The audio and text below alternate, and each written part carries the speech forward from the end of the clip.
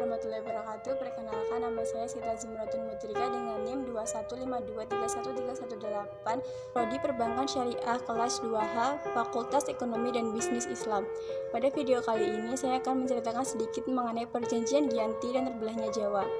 Perjanjian Giyanti merupakan suatu peristiwa besar di masa silam yang masih melekat dalam ingatan kolektif masyarakat. Peristiwa ini lahir sebagai sebuah kesepakatan segitiga politik antara Pakubuwana III, Pangeran Mangkubumi, dan VOC pada 13 Februari 1755. Nama Giyanti sendiri diambil dari lokasi penandatanganan perjanjian, yaitu Desa Janti yang sekarang dikenal dengan Duku Karten, Janti Harjo, Karanganyar, Jawa Tengah. Perjanjian ini dibuat untuk meredam api konflik yang terjadi berlarut-larut karena perpindahan Keraton Kartasura ke Surakarta. Api dari peristiwa geger pecinan ternyata belum selesai saat itu. Mangkubumi yang membantu Pakubuwana II dalam meredakan konflik diberikan hadiah berupa sebidang tanah. Hal ini membuat salah satu pangeran merasa cemburu dan mengeluhkan hal tersebut pada Gubernur Jenderal Baron van Imhoff, yang kemudian Jenderal Baron memutuskan bahwa tanah tersebut tidak jadi dimiliki oleh Mangkubumi, dan ia pun memilih untuk pergi dan menjadi awal mula munculnya Perang Mangkubumi. Hal ini juga mendorong Gubernur VOC Jawa Utara Nirwono Kartik untuk segera mengambil sikap. Ia pun melakukan perundingan berkali-kali dengan Mangkubumi yang juga ingin menjadi penguasa di Jawa pada saat itu.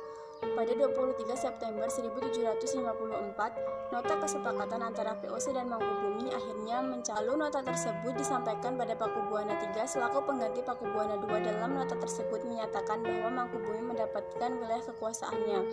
Pada 4 November 1754, Pakubuwana III menyetujui perundingan tersebut dan disampaikan pada Gubernur Jenderal VOC Jacob Mosel yang mendorong terjadinya Perjanjian Giyanti. Adapun poin-poin penting dalam Perjanjian Giyanti yaitu: 1. Pangeran Mangkubumi diangkat sebagai Sultan Hamengkubuwono dengan separuh kekuasaan Mataram. Hak waris diberikan secara turun-temurun. 2. Rakyat kesultanan harus bekerja sama dengan rakyat di bawah kekuasaan VOC. 3. Para bupati atau gubernur harus bersumpah setia kepada VOC. 4. Pengangkatan bupati atau gubernur harus atas persetujuan VOC. 5. Sultan harus mengampuni pejabat yang memihak VOC dalam peperangan. 6. Sultan tidak akan menuntut hak Pulau Madura dan wilayah pesisir yang telah diberikan Pakubuwana II kepada VOC. Sebagai gantinya, VOC memberikan 10.000 ril setiap tahunnya. 7. Sultan Hamengkubuwono akan memberi bantuan jika Sultan Pakubuwana III membutuhkan. 8. Sultan akan menjual barang makanan sesuai dengan harga yang sudah ditentukan oleh VOC. 9. Sultan berjanji menepati segala perjanjian yang pernah dibuat oleh penguasa Mataram dengan VOC. Setelah penandatanganan Perjanjian Giyanti menjadi pangkal terbelahnya Jawa menjadi dua, atau biasa dikenal dengan peristiwa pengalihan negeri. Hal ini juga menjadi awal mula naik tahtanya Mangkubumi di Yogyakarta sebagai Sri Sultan Hamengkubuwono I dengan gelar Senopati ing Alogo Sayyidin Panatogomo Khalifatullah. Pembagian atribut-atribut keraton yang dilakukan pada 15 Februari 1755 antara lain: 1. Keris diberikan kepada Sultan Hamengkubuwono I. Bahasa Yogyakarta meneruskan dialek bahasa Bagongan. Pergerakan tarian dibedakan. Solo dilakukan dengan halus sedangkan Tungci dilakukan dengan gagah. 4. Belangkon di Solo pada bagian belakangnya datar sedangkan Yogyakarta sedikit lebih menonjol.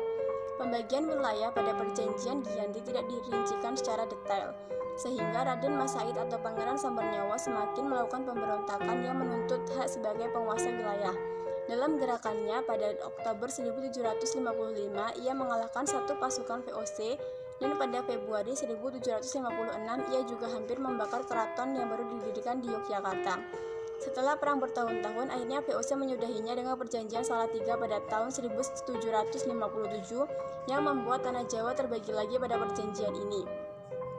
Pada perjanjian ini disepakati Pangeran Sambernyawa mendapat sebagian wilayah Kasunanan Surakarta dengan kekuasaan yang dikenal dengan nama Kadipaten Mangkunegaran. Pangeran Sambernyawa memiliki tahta dengan gelar Kanjeng Gusti Pangeran Adipati Arya Mangkunegara. Pembagian wilayah Jawa pada tahun 1813 ternyata belum selesai. Pada masa itu, Gubernur Thomas Stamford Raffles dari Kerajaan Inggris Kesultanan Yogyakarta juga terbelah dengan lahirnya Paku Alam. Dengan demikian, tanah Jawa terbagi menjadi 4 daerah yang masing-masing bagiannya memiliki tumbuh dan perbedaan model serta orientasi politik.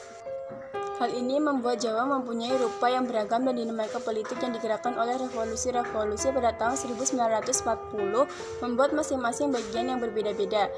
Hingga saat ini di masa Republik Indonesia, Kesunanan Surakarta dan Kadipaten Mangkunegaran menjadi situs cagar budaya, sedangkan wilayah Yogyakarta yang di dalamnya terdapat Paku Alam menjadi daerah istimewa. Cukup sekian yang dapat saya sampaikan, kalau lebihnya mohon maaf. Wassalamualaikum warahmatullahi wabarakatuh.